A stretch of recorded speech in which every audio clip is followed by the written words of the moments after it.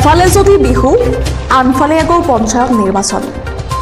তাৰ সমান্তৰালকৈ চলি আছে পঞ্চায়ত নিৰ্বাচনৰ বঁটা নলবাৰী জিলাৰ অন্তৰ্গত তিহু বিধানসভা সমষ্টিৰ অন্তৰ্গত ৰৌমাৰী গাঁৱৰ 9 নম্বৰ খণ্ডত নিৰ্দলীয় প্ৰাৰ্থী শিক্ষা হালৈদা উৎসাহিত ভোটাৰ ৰাইজে আশা কৰা মতে প্ৰাৰ্থীগৰাকী খণ্ডটোত উন্নয়নৰ কাম কৰিব পাৰিব আৰু ৰাইজে কয় যে এইবাৰ আমি শিক্ষা হালৈদাক আমি বিপুল ভোটত জয়যুক্ত কৰিম চাও আহক আমাৰ এই বিশেষ প্ৰতিবেদন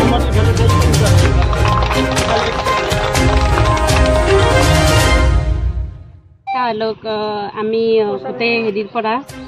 কি বুলি কয় গাঁৱৰ পৰাই মনোনীত হোৱা বুলি মানে সেই কৰিছোঁ আৰু ৱাৰ্ডত মেম্বাৰ হিচাপে তেওঁক আমি বিচাৰিছোঁ আৰু তেওঁ যে জয়যুক্ত হ'ব সেইটো আমি আশা কৰিছোঁ আৰু আমি ৰাইজে মানে গোটেইখিনিয়ে তেওঁক সহায় কৰিম বুলি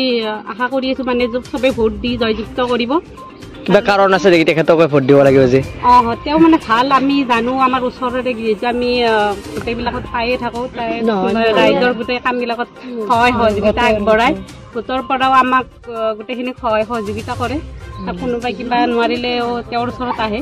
মহিলাবোৰৰ বিভিন্ন সমস্যা থাকে তেখেতে সেই সমস্যাবোৰ সমাধান কৰিব পাৰে যেনে মহিলা আমাৰ গোটৰ মহিলা সমিতিবিলাকত যিবিলাক মদ ভাং খাই মানে উদ্বোধনী কৰে সেইটোৰ ক্ষেত্ৰত আমাৰ মহিলা কমিটিখিনিয়ে যাই কিনে মানে সেই ব্যৱস্থা লয় আৰু সেই গোটেইখিনি মানে তেওঁ জানে কৰে আৰু প্ৰচাৰ খুবেই ভাল যিটো দেখা গৈছে মানে ৰাইজৰ বিপুল সঁহাৰি পাইছোঁ জয়ী হ'ম বুলি আশা বহুতেই আছে মোৰ সেইমতে আৰু ৰাইজে